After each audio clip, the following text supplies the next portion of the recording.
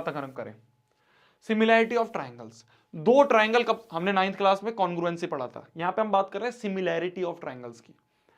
दो ट्राइंगल्स जब सिमिलर होंगे, ध्यान से सुनना, two triangles will be similar, two triangles will be similar, will be similar, will be similar if corresponding angle equal हो जाए। करस्पॉन्डिंग एंगल मतलब कि मान लो ए ये है और ये डी है, अगर एंगल ए बराबर एंगल डी हो जाए। अब किसी भी साइड चलो, एंटी क्लॉकवाइज चल लो, चलो एंटी क्लॉकवाइज चले तो ए के एंटी क्लॉकवाइज गए तो बी, डी के एंटी क्लॉकवाइज गए तो ई, तो एंगल बी बराबर एंगल ई हो जाए। ऐसे करस्पॉन्डिंग हम पता कर लेते हैं कि भाई ए और डी हमने पकड़ा, अगर ए और डी बराबर है, ए के एंटी क्लॉकवाइज गए बी, डी के एंटी क्लॉकवाइज गए ई, तो बी और ई भी बराबर। अब बी के एंटी क्लॉकवाइज गए तो सी, एंगल सी, और ई के एंटी क्लॉकवाइज को एफ, तो एंगल एफ। तो एक तो करस्पॉन्डिंग साइड्स बराबर, एंगल बराबर कर दिया हमने, ये बराबर ये कर दिया हमने, ये बराबर ये कर दिया हमने, और ये वाला एंगल बराबर ये वाला एंगल कर दिया हमने। ठीक है, तो पहली तो ये कंडीशन है कि करस्पॉन्डिंग एंगल्स बराबर हो। दूसरी ये कंडीशन है करस्पॉन्डिंग साइड्स के जो रेशियो है वो बराबर हो जाए, मतलब कि ए बी अपॉन में डीई। देखो ए बी अपॉन में डीई मैं अगर करूं, ए बी अपॉन में डीई अगर मैं करूं, तो ए बी क्या है 2, डीई क्या है 4, तो 2/4 ये हो गया 1/2। ठीक है, BC अपॉन EF अगर मैं करूं, BC अपॉन में EF अगर मैं करूं, तो BC अपॉन EF मैं करूं तो 4/8, 4/8 भी क्या बन रहा है 1/2 बन रहा है, बहुत बढ़िया। CA अपॉन में EF, CA अपॉन में EF अगर मैं करूं तो ये क्या बन रहा है 3/6, 3/6 भी 1/2 होता है। तो मैंने देखा जो करस्पॉन्डिंग साइड्स हैं, करस्पॉन्डिंग साइड्स कैसे पता करेंगे भैया, एंगल के लिए हमने क्या करा, एक पकड़ के एंटी क्लॉकवाइज घूमे, एक पकड़ा A, एक पकड़ा D, दोनों बराबर, इसके एंटी क्लॉकवाइज B दिख रहा है, इसके एंटी क्लॉकवाइज E दिख रहा है, तो B बराबर E अगर हमें दिख रहा है, C बराबर F अगर हमें दिख रहा है, तो तीन तो ये कंडीशन होनी चाहिए। और तीन क्या कंडीशन होनी चाहिए कि करस्पॉन्डिंग साइड्स भी बराबर हो जाए, मतलब कि AB अपॉन में EF, AB अपॉन में ED, हमने देखा AB अपॉन में ED ये 1/2 है। एंटी क्लॉकवाइज जाओ BC अपॉन में EF, BC अपॉन में EF ये भी 1/2 दिख रहा है।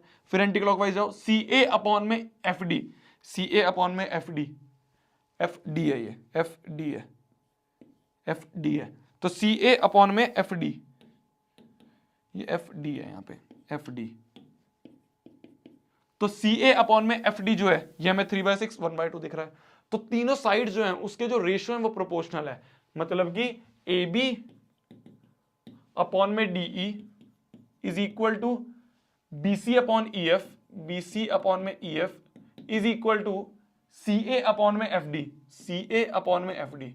अगर ये दो कंडीशन हमें दिख रही हैं, एक तो करस्पॉन्डिंग साइड्स बराबर हो और करस्पॉन्डिंग एंगल्स बराबर हो और करस्पॉन्डिंग साइड जो हो वो प्रोपोर्शनल हो, तो हम कह देंगे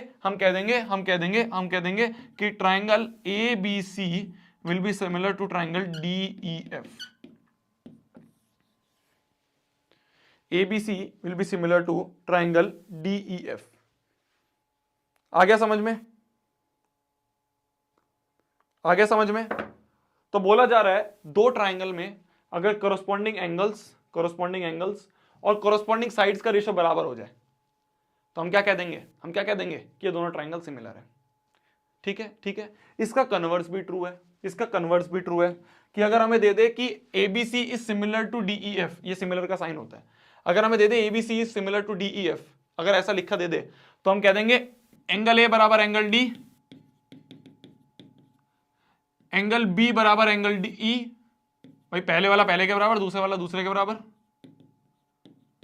और एंगल C बराबर एंगल F, एंगल C बराबर एंगल F, एंगल C बराबर एंगल F। तो ये तो तीन हमने साइड एंगल के निकाल दिए।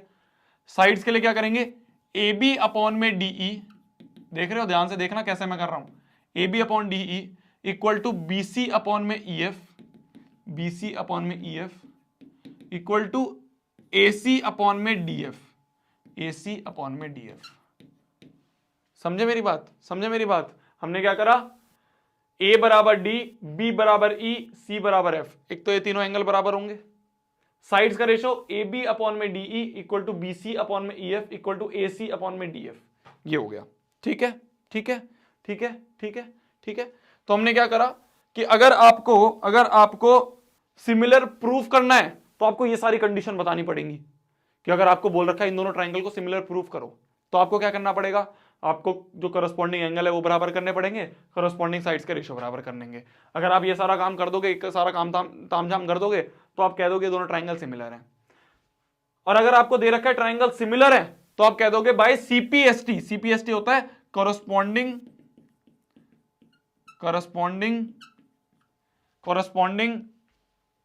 कुछ है यार, करस्पॉन्डिंग पी का मतलब कुछ होता है of similar triangle, of similar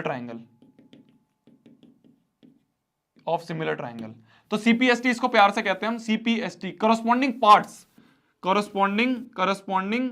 of similar triangle, corresponding parts of similar triangle.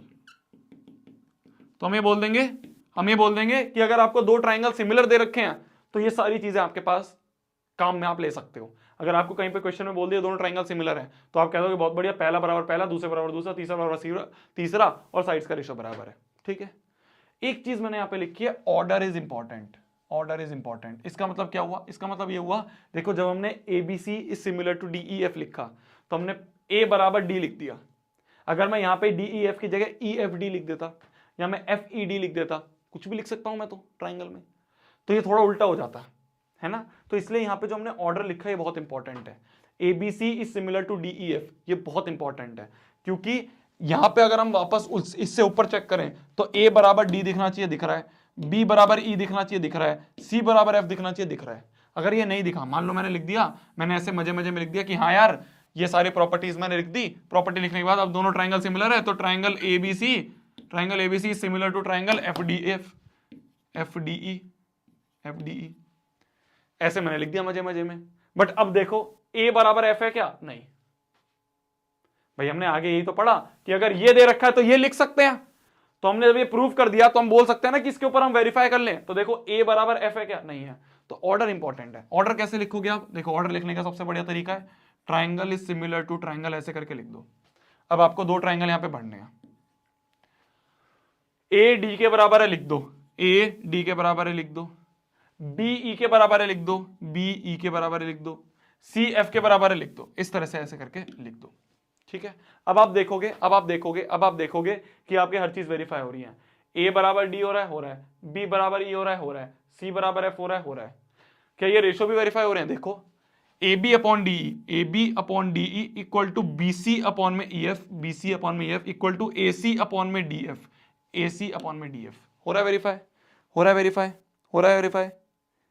ठीक है, तो हमने क्या चीज पढ़ी, समराइज कर दूं अगर मैं, हमने क्या चीज पढ़ी, हमने ये चीज पढ़ी कि अगर आपको किसी ट्राइंगल, किन्हीं दो ट्राइंगल को सिमिलर दिखाना है, आपके पास दो ट्राइंगल हैं ABC और DEF, इन दोनों ट्राइंगल को आपको सिमिलर प्रूव करना है। To prove triangle ABC is similar to triangle DEF, ये प्रूव करना है। तो अगर ये प्रूफ करना है तो आपको क्या करना पड़ेगा, क्या क्या चीजें आपको करनी पड़ेंगी, एक तो कॉरस्पॉन्डिंग एंगल्स बराबर करने पड़ेंगे, एंगल A बराबर एंगल D करना पड़ेगा, B बराबर E करना पड़ेगा, B बराबर एंगल E करना पड़ेगा और C बराबर एंगल F करना पड़ेगा, एंगल C बराबर F करना पड़ेगा। और आपको क्या करना पड़ेगा, कॉरस्पॉन्डिंग साइड्स के रेशियो बराबर करने पड़ेंगे, मतलब AB अपॉन में DE बराबर करना पड़ेगा BC अपॉन EF। भैया आप BC अपॉन में DF क्यों नहीं ले रहे, मैंने कहा एंटी क्लॉकवाइज चलो। अगर आपने AB अपॉन DE लिया तो आप एंटी क्लॉकवाइज चलो, तो BC अपॉन में EF हो गया, BC अपॉन EF हो गया। अब वापस एंटी क्लॉकवाइज चलो, तो यहां से anti clockwise CA upon FD। तो अगर आपको ये प्रूव करना है कि ये दोनों सिमिलर है तो आपको ये सारे तामझाम करने पड़ेंगे। और अगर आपको गिवन है, if given triangle ABC is similar to triangle DEF, proof करना है तो ये सारी चीजें ट्रू है, प्रूफ करना है आपको तो पहले ये सारे करोगे तो प्रूफ हो जाएगा। पर अगर आपको दे रखा है तो आप ये सारी चीजें यूज कर सकते हो। अगर दे रखा है दोनों सिमिलर है तो हम बाय CPST हम ये लिख सकते हैं कि एंगल A बराबर एंगल D होगा, एंगल B बराबर एंगल E होगा और एंगल C बराबर एंगल F होगा, और रेशो AB अपॉन में DE will be equal to BC upon में EF will be equal to AC upon में DF। तो ये सारा कर दोगे तो प्रूव हो जाएगा, और दे रखा है तो ये सारे आप यूज कर सकते हो। अरे क्या मेरी बात क्लियर है? अरे मेरी बात क्लियर है? अरे मेरी बात क्लियर है? मेरी बात क्लियर है?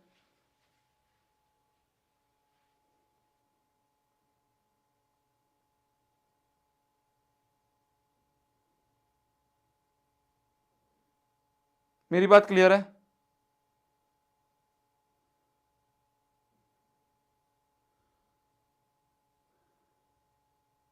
क्लियर है? सीपीसीटी जो होता था वो corresponding parts of congruent triangle होता था, 9th में पढ़ा था। यहां पे सीपीएसटी है, एसटी मतलब corresponding parts of similar triangle. ठीक है,